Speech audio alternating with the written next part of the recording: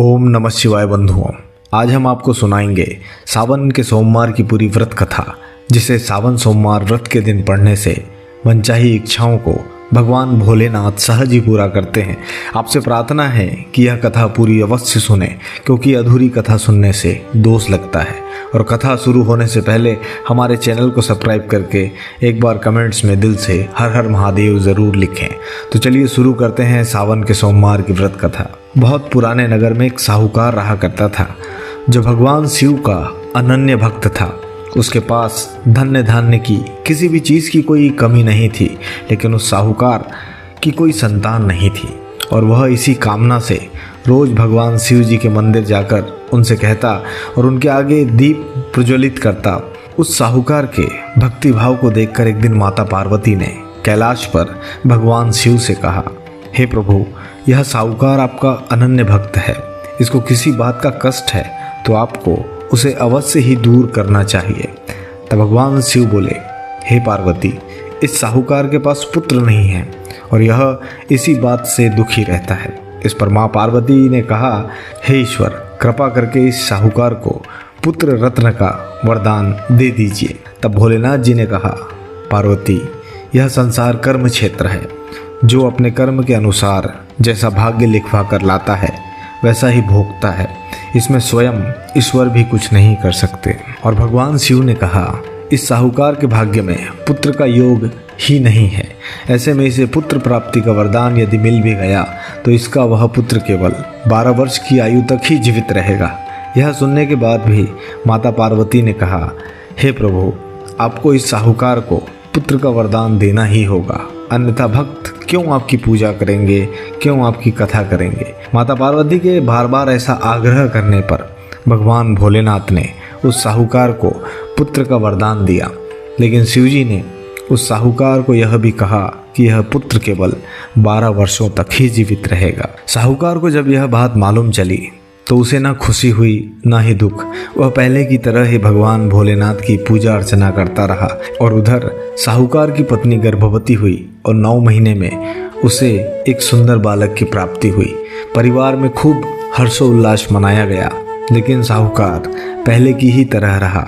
उसने बालक को सिर्फ 12 साल की आयु होने का जिक्र कभी किसी से नहीं किया। जब साहूकार के बालक की आयु 11 वर्ष की हो गई तो एक दिन साहूकार की सेठानी ने बालक के विवाह की बात की। तो साहूकार ने कहा कि वह अभी बालक को पढ़ने के लिए काशी भेजना चाहता है। इसके बाद उस साहूकार ने बालक के मामा जी को बुलाया और कहा, इसे काशी पढ़ने के लिए ले जाइए। रास्ते में जिस भी स्थान पर आप रुकना, वहाँ महायज्ञ करते हुए और ब्राह्मणों को भोजन कराते हुए ही आगे बढ़ना। दोनों मामा भांजा साहूकार की बात मानकर इसी तरह करते हुए जा रहे थे कि रास्ते में एक राजकुमारी का विवाह होता उन्हें दिखाई दिया।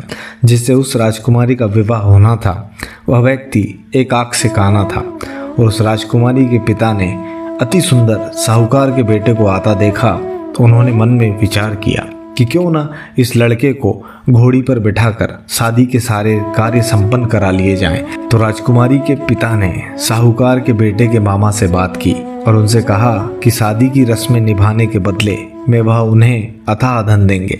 तो दोनों मामा भांजा ऐसा करने के लिए राजी हो गए। इसके बाद साहूकार का बेटा विवाह की वेदी पर बैठा और जब विवाह कार्य संपन्न हो गया तो वह जाने से पहले उसने राजकुमारी के पास गया और उसने कहा कि तुम्हारा विवाह मेरे साथ हुआ है, लेकिन जिस राजकुमार के साथ यह लोग तुम्हें भेजने वाले हैं वह तो एक आंख से काना है। इसके बाद साहूकार का बेटा अपने मामा के साथ काशी के लिए निकल गया। उसके बाद उस राजकुमारी ने काने राजकुमार के साथ जाने से मना कर दिया। तो राजा ने भी अपनी पुत्री को बारात के साथ विदा नहीं किया और बारात खाली हाथ वापस लौट गई। उधर मामा और भांजा काशी नगरी पहुंचे। एक दिन जब मामा ने काशी में एक यज्ञ रखा था तो भांजा बहुत देर तक बाहर नहीं आया।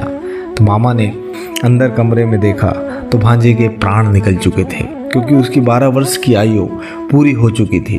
मामा यह देखकर बहुत परेशान हुआ, लेकिन फिर उसने सोचा कि अभी रोना शुरू किया तो यज्ञ के लिए आए सभी ब्राह्मण हमें अपशकुनी मानकर हमें श्राप देकर चले जाएंगे और यज्ञ का पूरा कार्य अधूरा रह जाएगा। तो मामा ने अपनी भावनाओं पर नियंत्रण रखकर यज्ञ करवाया और जब यज्ञ संपन्न हुआ तो मामा ने अपने भांजे के दुख में जोर जोर से रोना शुरू कर दिया। उसी समय आकाश मार्ग से भगवान शिव और पार्वती जी नंदी महाराज पर सवार होकर काशी नगरी में उधर से ही जा रहे थे। तो माता पार्वती ने भगवान शिव से पूछा, प्रभु यह कौन रो रहा है? तभी उन्हें पता चला कि यह तो भोलेनाथ के आशीर्वाद से जन्मा हुआ साहूकार का पुत्र है, जिसकी आयु केवल 12 वर्ष की ही थी और अब वह समय आ चुका है, यानी वह बालक वरदान में कही गई बात के अनुसार अब अपना शरीर छोड़कर जा चुका है।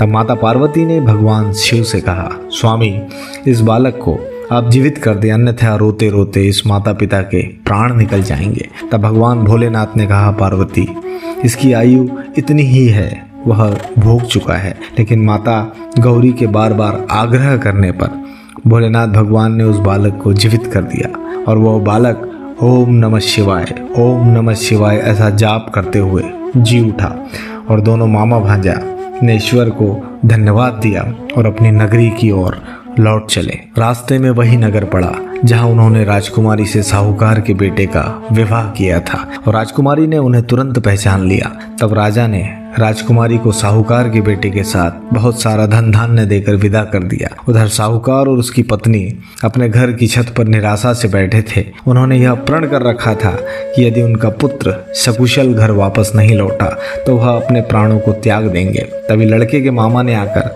साहूकार के बेटे और बहू के आने का समाचार उस साहूकार को और उसकी निराश पत्नी को सुनाया।